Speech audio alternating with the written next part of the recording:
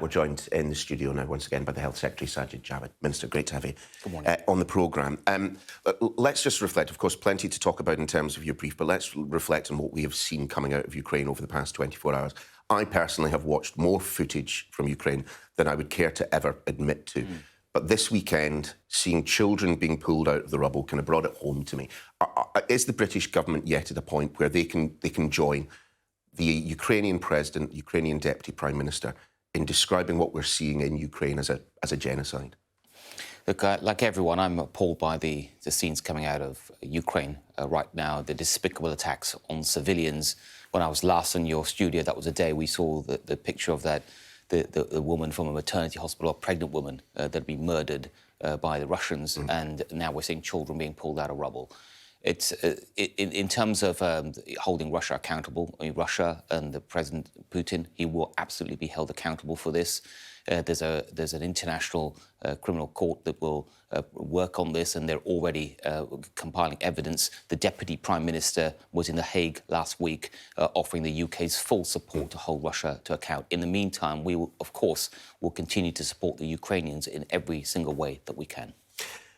I do wonder, though, we heard from the former Prime Minister Gordon Brown at the weekend pointing out the problems that there may well be with the International Criminal Court process, not least of which is there's not a chance that we're going to be able to extradite Vladimir Putin from Russia to face charges directly. What do you make of his suggestion that there is perhaps a Nuremberg-style trial set up to try and prosecute this, which we can prosecute in absentia if necessary? Look, I think all of that should be looked at. I think it's right that Gordon Brown and others, many people are thinking about what ways and mechanisms can the international community use to hold Russia to account.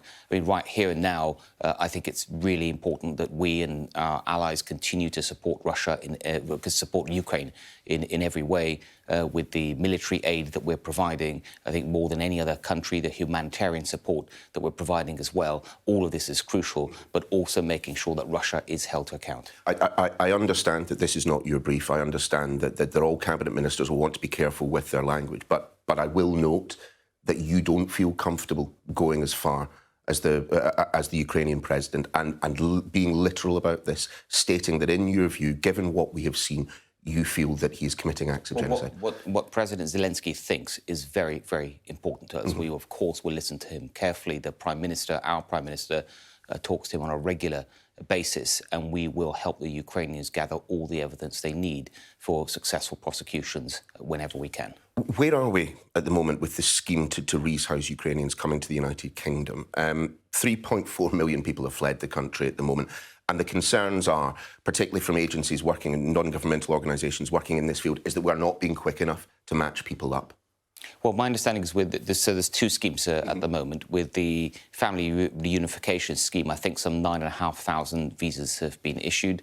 With the hosting a Ukrainian family scheme, I think some over 150,000 people have registered their interest, and the process of matching those hosts with families from Ukraine has begun. Can I just ask you about something that the Home Secretary mentioned at the weekend, which I haven't really seen picked up particularly widely? We know that we have had a different approach as regards visas for Ukrainians coming to this country. She said this: the truth is that a very small number of people can wreak utter havoc, and Russia has a history of covert hostile activity. Are we really suggesting that we believe that there could be Russian agents coming to this country under false Ukrainian passports? That's what the Home Secretary is suggesting, and she's right to, by the way, to point that out. To what end would Russian agents be coming in that fashion? We know the Russians have done that. They did it in 2018 when I had her job. And we saw in our country Russian agents came here with a deadly nerve agent, a chemical weapon, and they used it in Salisbury. We know it killed people, and Russia was directly responsible for that. They infiltrated our country with agents, with a chemical weapon, and used it. And so it is right that there are some level of security checks. We also know that extremists and extremist organisations operate in that region.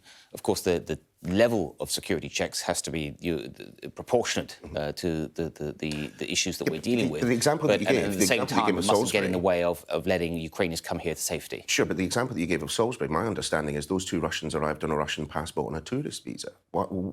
In what way would these security checks have stopped them coming? Well, it wouldn't make sense to get into detail about how our checks work precisely. But I think most people would understand that we do what we can to protect our homeland.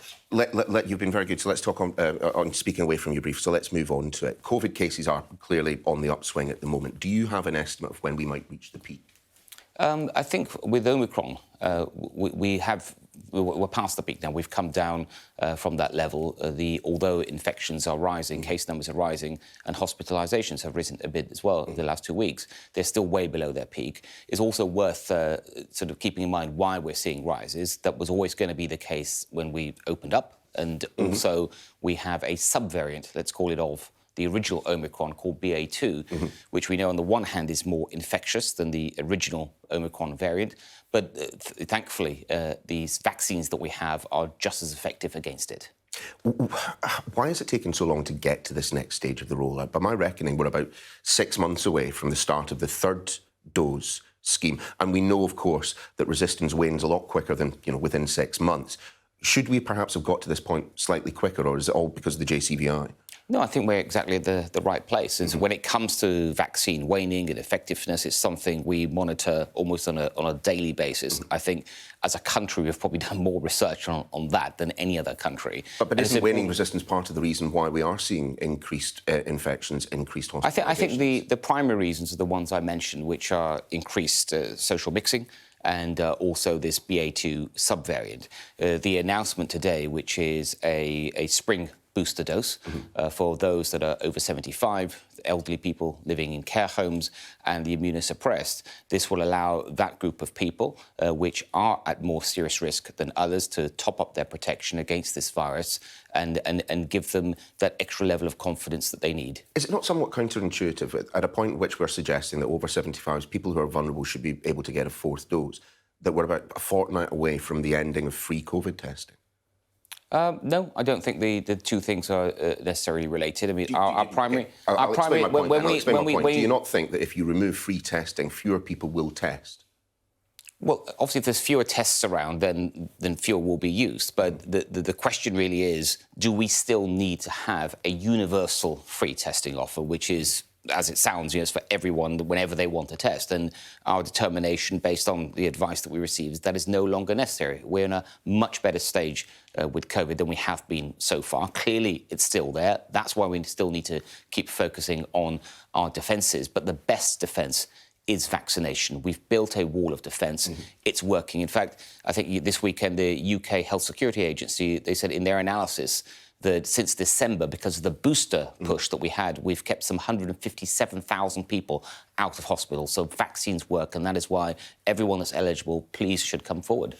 Just briefly, should we expect a broader rollout of a fourth dose? Well, the JCVI, that's our group of independent advisors, they have said they are looking at an autumn dose for over 50s, but there's no final decision at this point in time. Can we just reflect, just briefly, going back to Ukraine, on the comments that the Prime Minister made at the weekend, drawing a comparison in his mind between voting to leave the European Union and fighting against a Russian invasion of Ukraine. Did you think it was appropriate? He seemed to suggest that those who didn't vote against Brexit, like yourself, were somehow not lovers of freedom. I heard his comments, and I don't think he was suggesting that at all. What I heard from the Prime Minister was basically the desire for self-determination in everyone, no matter what country they're in, no matter what their circumstance, is strong. I don't think in any way he was connecting the situations in Ukraine and the UK. And if we want to know what the Prime Minister thinks about Ukraine and responding, I mean,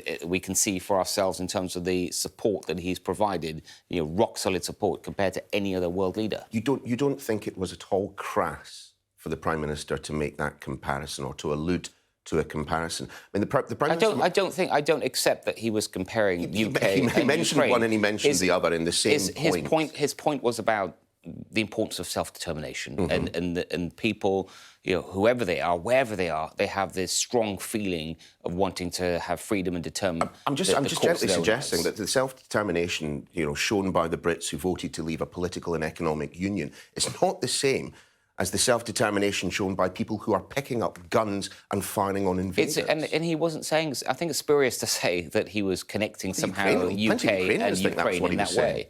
Well, I think most normal people listening to that wouldn't have drawn that conclusion. I think you can see what he's talking about, which is just about the importance of self-determination. Just a final point, of course, on all eyes this week on what the Chancellor does come Wednesday, and you, I'm sure, will not be drawn on perhaps more money for you or whatever else. But just in terms of the strategy, currently, isn't the single biggest beneficiary of the rise in the cost of living right now the Treasury, that any wiggle room that the Treasury has right now is down to increased tax take at the petrol pumps, VAT and so on? Well, look, one of the benefits of no longer being Chancellor is I don't really have to answer those questions. Sajid Javid, we'll leave it there. Thanks for being with us. Thank you.